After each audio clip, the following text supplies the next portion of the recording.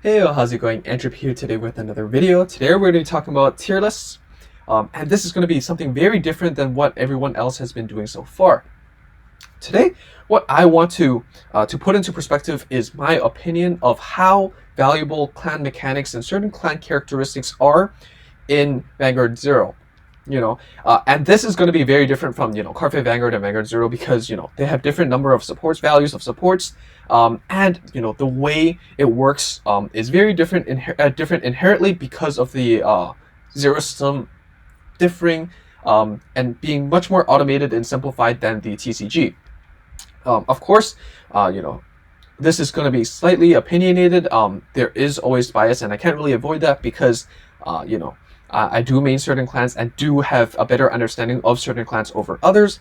But I will try to make this as objective as possible by, for example, comparing certain clans like, Kaguro and Narukami, right? Like, both of them have cross rides, both of them do retire skills, but in character, they do it differently, right? One is more aggressive, one is more control-based. And then I'll compare that. But I won't take into consideration, whether or not that clan has a cross ride because, this kind of card quality difference, doesn't really adhere to the characteristic of the clan, but instead is just, the amount of support. And I'll try to balance it so that the discussion is more focused on the clan mechanics, clan characteristics over what cards are in the clan. Alright, so first of all, we have Angel Feathers. Angel Feathers characteristic is to, utilize the damage zone as an extra hand. You can trade and trade cards from your hand in the field to the damage zone, use it as an extra resource, and then, get your rearguards and vanguards powered up with this trade system. Now, I personally think that Angel Feathers is quite feasible, or, close to ineffective in Vanguard Zero, and the reason why is because you need to take damage in order to use these skills. And yes, you can't guard, so the pacing of whether should I take damage or not is you have less control over that. In addition, cards like No CL, staples, because there's no Guardian Circle anymore, you have to place it on the rearguard circle to activate the trade. And so in terms of future support in terms of the defensive capabilities that Angel Feathers has, it definitely has diminished over in the Zero system in comparison to the CCG, and so yeah, it's feasible. It's a pretty decent deck, but it doesn't have the offensive capabilities that the other clans have because the whole mechanic isn't focused on that. But as a defensive clan, it can't really do that properly in the Zero system as well. So unfortunately, it is only feasible and nearly ineffective, and I might move that down a tier later. Aquaforce, one of my favorite clans, I have to put it at viable. Nearing strong, nearing tier A, but I put it near B, viable. And the reason why is because, multi-attacks, I stand firm that multi-attack clans don't perform especially well in the Zero system, because from personal experience playing Aquaforce and Novas in the TCG, forcing your opponent to respond and hold cards to guard, is definitely challenging. Your opponent could make a lot of misplays by guarding incorrectly, and then you gain a lot of advantage through taking advantage of those misplays. In terms of the Zero system, guarding is much more let's say less flexible because you can only guard through like a few ways, right? Intercepts, setting up grade 2s, you have PGs which proc automatically, and then defensive triggers and just damage checks, right, which give you 5Ks and 10Ks respectively. And this is pretty bad for Aquaforce because you don't need to use any cards in your hand to guard anymore. Just taking damage means you get +5 or +10, and then you could shut down the multi-attack scheme really quickly. And this is similar case for some of the other multi-attack clans. But the good thing about Aquaforce is that it does have skills that bypasses intercepts. It does have retire skills and skills that let you plus. But generally speaking, with theme revolving around 4th attack or more, it does not transfer that well into the Zero system, in my opinion. Next is Bermuda Triangle. Bermuda Triangle is ineffective. requiring you to, bounce, being the main mechanic where you return units from the field to your hand to get draws and extra souls and extra bonus powers and stuff, isn't really good, because you do need your grade 2s on your board to protect yourself. That's the only guarding mechanic. In the TCG, returning cards to your hand means you could use it offensively and defensively, play it out, attack with it, and then put it back to your hand so you can guard on your defensive turn. But that's not how it works in Zero. Whatever's on your board is your offensive and defensive units. So bounce doesn't really reflect well in the Zero system, and unfortunately the support is pretty poor. And yeah, like with the lower deck count as well, with the amount of cards that Bermuda Triangle draws into, like it decks out really fast if you have experience with it, and it just doesn't do enough to offensively or defensively to really make a difference in the Zero metagame. Next is Dark Irregulars. Dark Irregulars, I'll put it at D, feasible for now. It's near an E as well.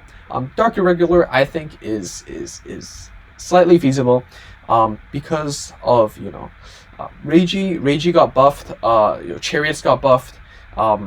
They have Edel Rose. They have cards that generally synergize with each other. The problem is, again, decking out.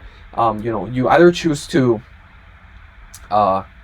play cards that increase your deck size, like Chariots, and that makes it so you get to your soul requirement less consistently, or you play mass soul charging cards like Yellow Bolts, and then you deck out really fast and you can't really end the game properly. Yes, it did get buffed, moving from the TCG to Zero. I do like the creative changes with, the Chariots adding more Chariots to your deck, and some buffs to some cards, because that's, the benefits of a digital TCG is, you get to play around with more of these, tokens and extra units, right? But unfortunately, because of the deck size, the small deck size, and the fast pace of the game with Dark Irregulars, it doesn't really fit well with the mechanics. The good thing is that it does have a lot of consistent crit pressure. It also has some board control abilities. It does have a Berserk Dragon clone. It does have Ammon to get rid of rearguards. So I'm still leaning it towards more feasible than ineffective, but definitely not very meta friendly. Next is Dimension Police. Dimension Police, I'm going to put it at D, maybe top of D, bottom of C. And I'm putting Dimension Police here because yes, crits are great. Commander Laurel's cool, but it's, first of all, it's harder to hit. It's harder to apply that crit pressure. For DP, it's expensive to get that skill. Usually it's Counterblast 2, at least Counterblast 1, if you get the Dayusha support. And other clans can just do that better. Nova Grapplers with Perfect Riser, Royal Paladins with Jewel Knights or MLB. A lot of other clans have that crit pressure that DP is supposed to be known for. And as we know with how PGs work here, you can't bank on your opponent misplaying or guarding incorrectly to utilize these crit pressure skills effectively, in my opinion. And that really deters it. With Commander Laurel, it did get a buff, but with it requiring your Vanguard to hit, like if your opponent procs a PG, then you don't hit. If you waste your attack on the rearguard, then I don't really see how DP really works super well in this format. And the fact that one more thing to mention is that in Zero you don't really get to draw your drive checks. So with clans like DP or Dark Irregular that already suffers from lack of card advantage, it does inherently damage them even more. Okay, next we have Granblue. Granblue is E. Granblue is E.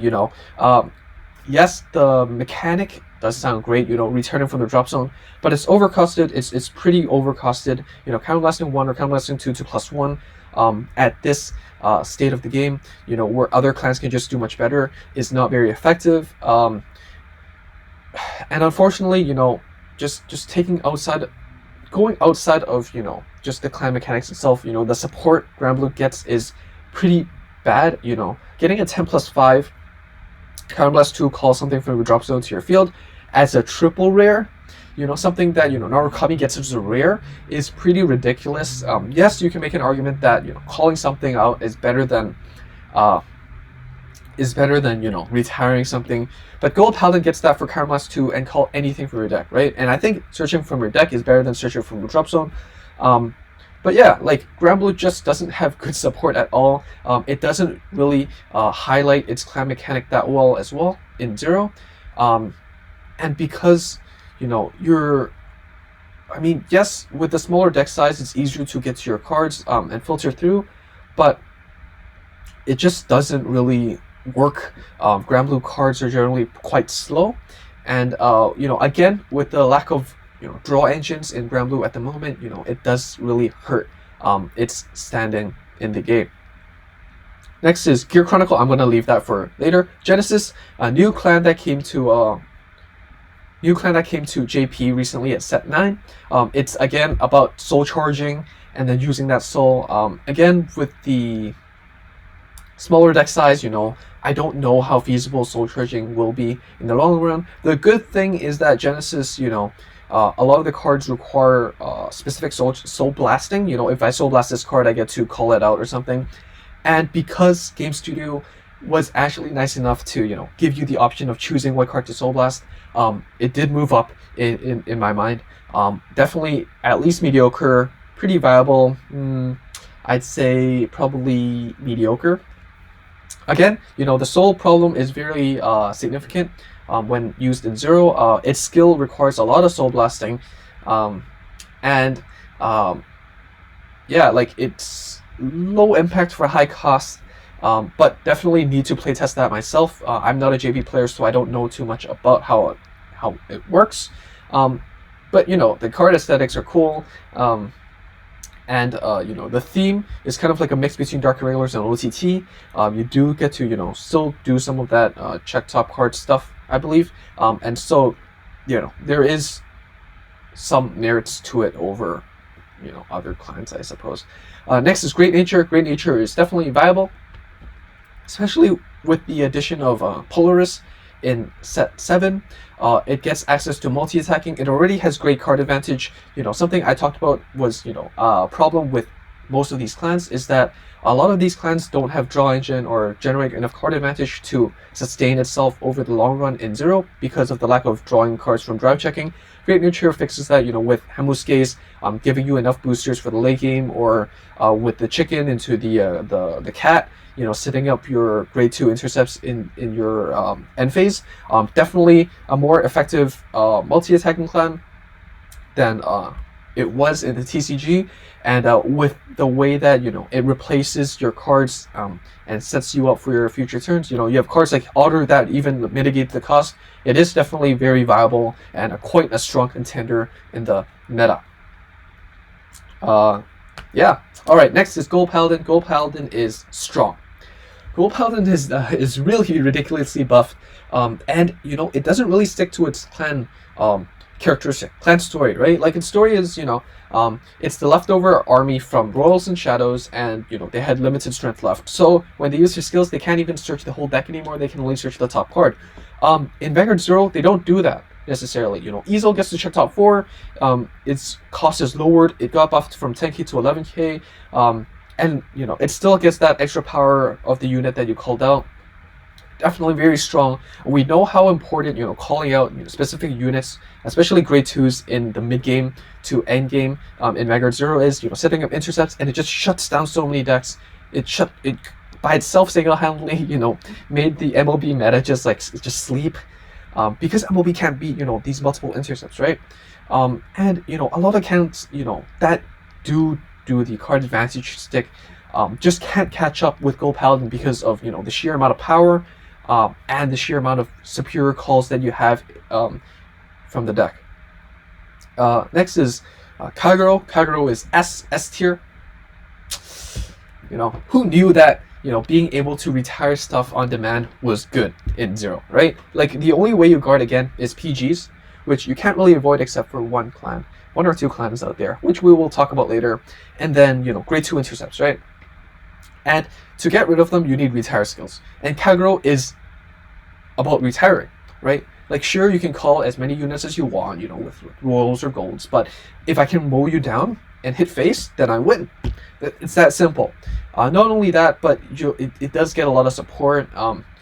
You know, its clan has a lot of, you know, good quality cards that help generate advantage. You know, it has a great starting Vanguard. I think that makes a big difference too. But you know, in terms of the core theme of the deck being retire and control, it does what it needs to do at a reasonable cost, unlike certain clans. And you know, in a zero format where guarding is limited, it excels at that. Next, the best of them all, Link Joker. Absolutely disgusting. If you haven't seen, you know, Link Joker before, haven't heard of it, do check out my future series, especially my future broken cards or future keywords video. It does explain, you know, certain clans like Link Joker and Genesis, and you know what they do. Specifically, Link Joker locks cards, which means, you know, I personally think it's a better, you know, retire, because your opponent can't call out cards on top of what's locked. You can't do anything. And you know, not only do you lose the offensive capability of losing a rearguard to attack, and you know how important it is to have 2 or 3 attacks in a turn to get rid of your opponent's intercepts, to hit your opponent's face in the first place. But secondly, it means that you lose an intercept on your defensive turn, and that means you get hit in the face more often. Link Joker is not balanced. Absolutely disgusting. And I hope they do make some balance changes before Game Studio brings it to Vanguard 0, because it's, you know, it's ridiculous. Enough said. Next, I'm going to put Mega Colony in mediocre. Mega Colony is basically like a budget Link Joker, a budget Kaguro. It does something similar. It's a control-based deck that paralyzes your opponent's rearguards. If you're a global player and you're not familiar with what Mega Colony does, paralyze is basically, you know, similar costed as Kaguro, counterblast to paralyze a unit. Paralyze means that they cannot stand on the next turn. And so this is, you know, great because it makes your opponent think, oh, should I call on top of it to, you know, get an extra attack? What should I do? I lost the booster. I can't, you know, do this. But even in the TCG, right, if you think about it, if you paralyze, why don't you just retire it in the first place? Because, you know, in Zero, it's even worse because if you paralyze a grade 2, it still has intercepts, right? I'm not necessarily sure if the intercept text is lost, but from my understanding, you know, just because the card's still there, you're not directly removing it. When you have plans that do that with the same cost, like, it's a big question mark why you would try this clan. But yeah, I mean, it's an event clan. You can definitely check that out. But in my opinion, it doesn't really fit. It isn't as effective as other clans, but it does, you know, it does what it needs to do. It forces your opponent to make suboptimal plays, and definitely, you know, requires more skill than, you know, Kaguro, but less payoff. Next is Miracumo. Miracumo's hot garbage. Miracumo's, you know, is also a new clan. It's not out in global or JP yet. If you're not, if you don't know what Miracumo does, Miracumo basically makes, you know, Kagemushins, you know, mirages of your own units. You know, you call them from the deck, and then they go back to the bottom of the deck and shuffle at the end of turn. This is bad. It's bad. It doesn't work in Zero because, of course, as we talked about with Bermuda, right? You need the units on the field for offense and defensive capabilities. Yes, you know, in, you know, the TCG, it might be advantageous to call it out, get that extra attack and the dodge go away so you don't lose that unit. Yes, the calls are generally cheaper at Counterblast 1 instead of Counterblast 2, but, you know, again, losing that unit on your board doesn't really help in Zero. It doesn't really, and you know, if that's, you know, the identity of the clan, you know, I don't really see much room for it to perform well in the Zero game. Next is Nova Grappler. Be viable. It has a lot of good retire skills. You know, its clan is focused on multi-attacking through restanding. You know, like cards like Ashura Kaiser, cards like Blaukluger, you know, you both stand your Vanguards and Rearguards. The problem is, again, you know, with multi-attacking clans, with the guarding mechanic, you know, it's hard to get past numbers, and Nova Grappler doesn't really help with getting past numbers. We do get some support that does that, but some amazing cards like Ethics Buster in the TCG just doesn't translate, or I believe won't translate well into Vanguard Zero. And that's really unfortunate because, you know, I love their aesthetics, but objectively speaking, it doesn't work as well as the other clans. You know, yes, you get to multi-attack and stand more consistently, but you don't get gimmicks that help you generate card advantage like Great Nature, or cards that, you know, beat your opponent's guarding mechanics like Aquaforce. And so Nova Grapplers is, in my opinion, not as strong as them, but definitely still viable. Narukami, strong. Narukami is strong.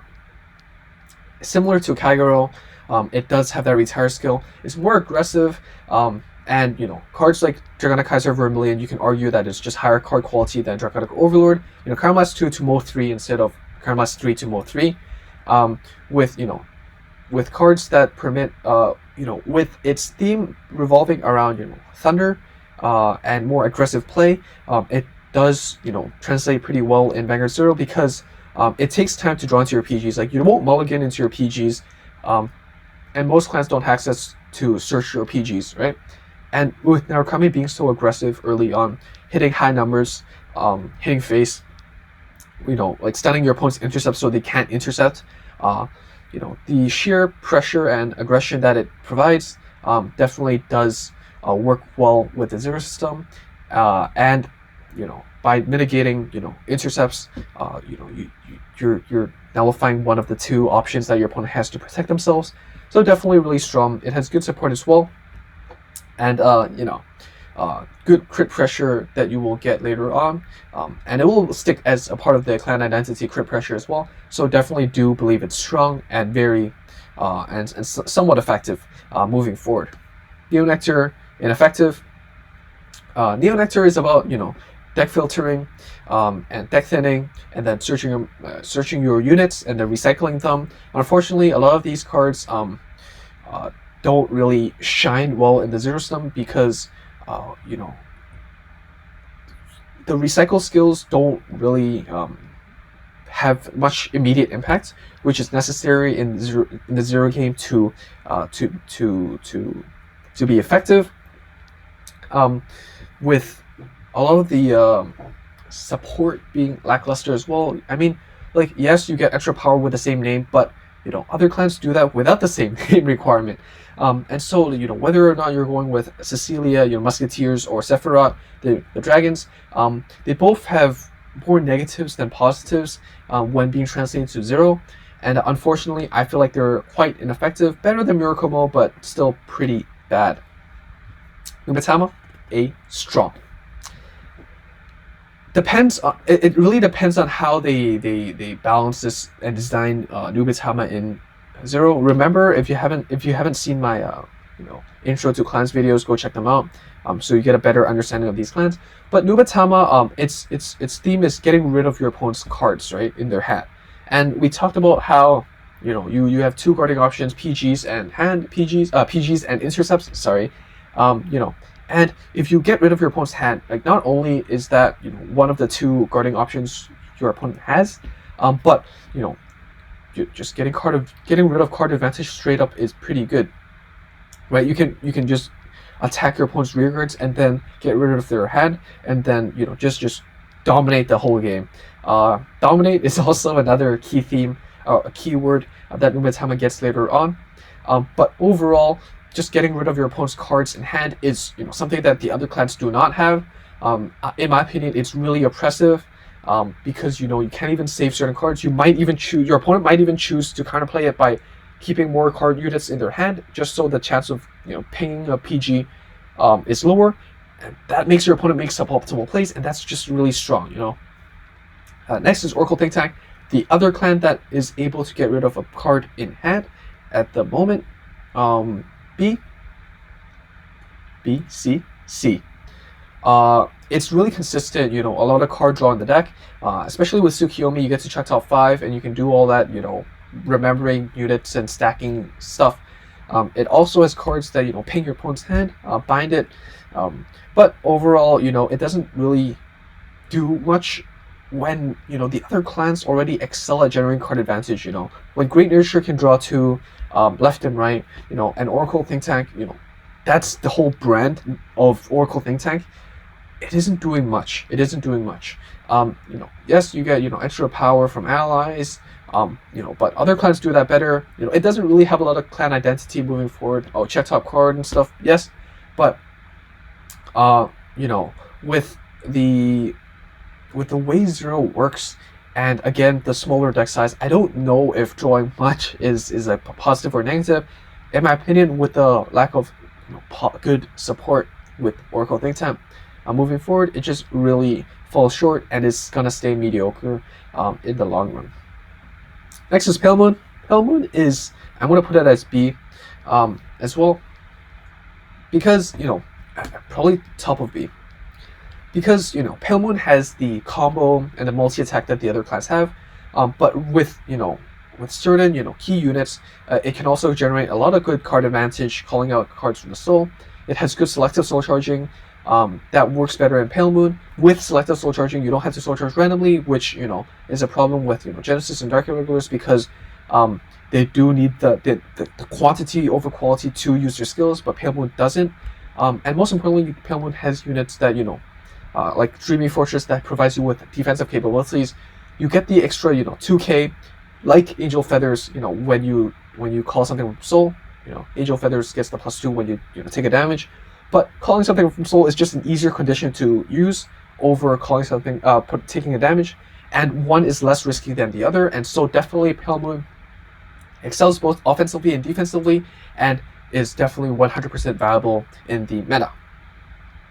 Next is Royal Paladin. Royal Paladin is going to stay viable for quite a long time.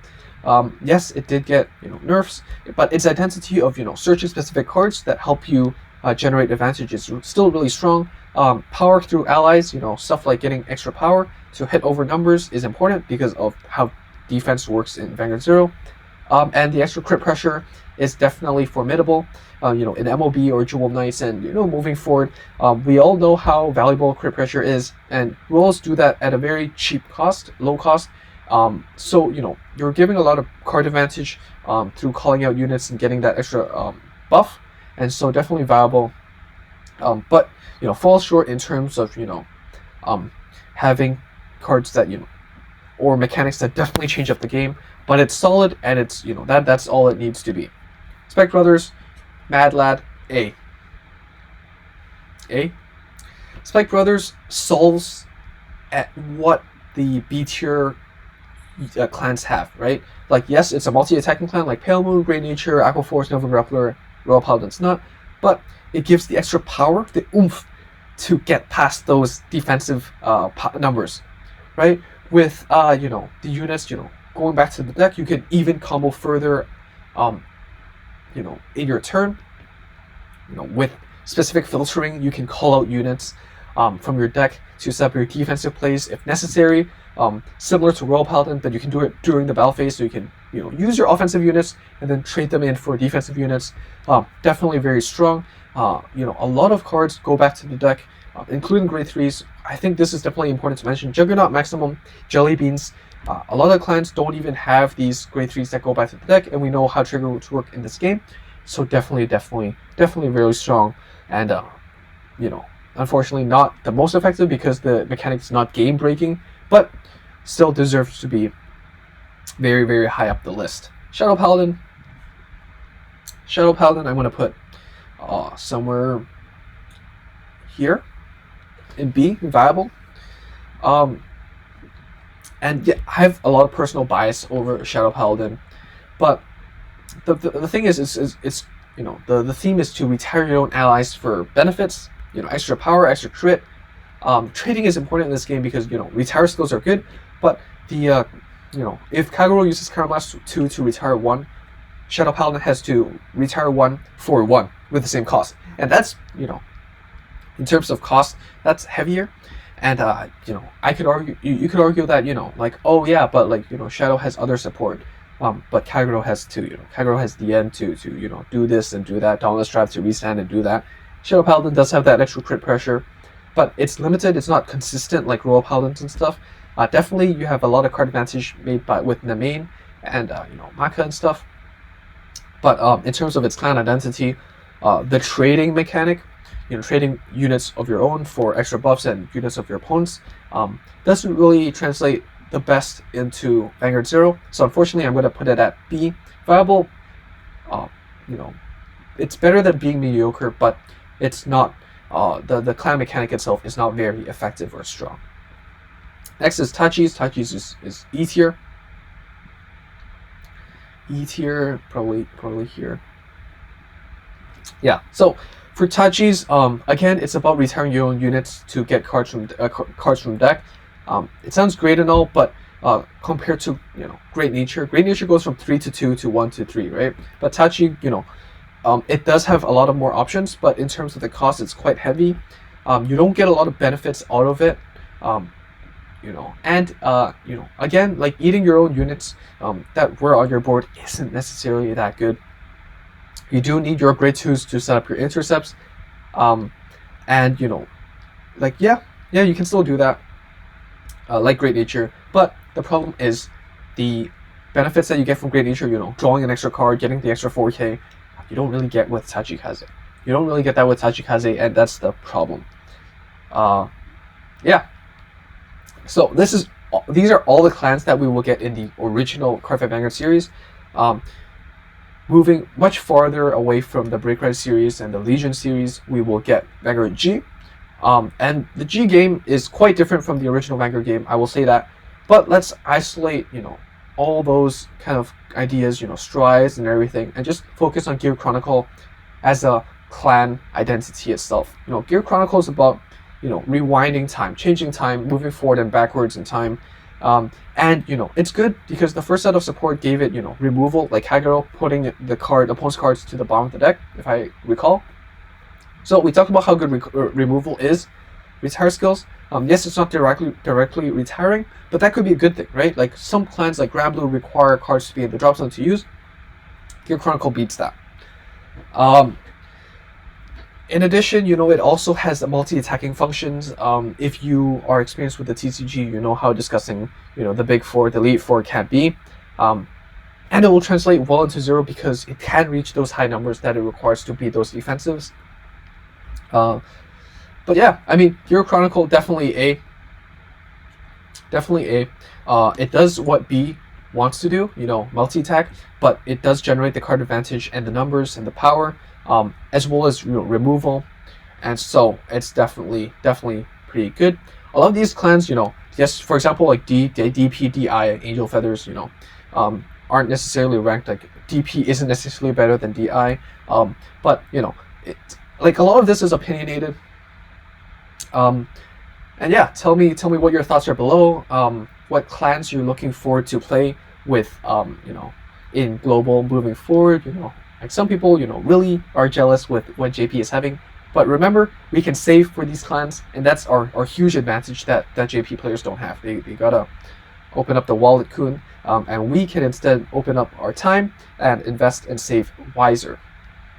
If you like this video, be sure to subscribe. Let me know if you do want these kind of longer, more opinion-based videos. I mean, I'm not saying that most of my videos aren't opinionated, but I do try to be more subjective here. It's quite a lot of theory and isolating certain ideas, like for example, we really don't know what Nubatama is going to look like in Vanguard 0. I'm just basing it on its Cardfight Vanguard TCG counterpart, and in my opinion, hand removal is really strong, and so I put it in A. Right? Like you can argue it's B because like, oh yeah, I'd rather get removing intercepts, and Narukami should be on in front of Nubatama. But generally speaking, the slots should be around the same power level. But yeah, so thank you for watching, and I hope you enjoyed. Let me know if you disagree, if you agree, if you like the content, like the video. If you don't like it, just downvote it. Thumbs down. Just let me know if this is what you want to see. And I'll see you guys next time. Bye.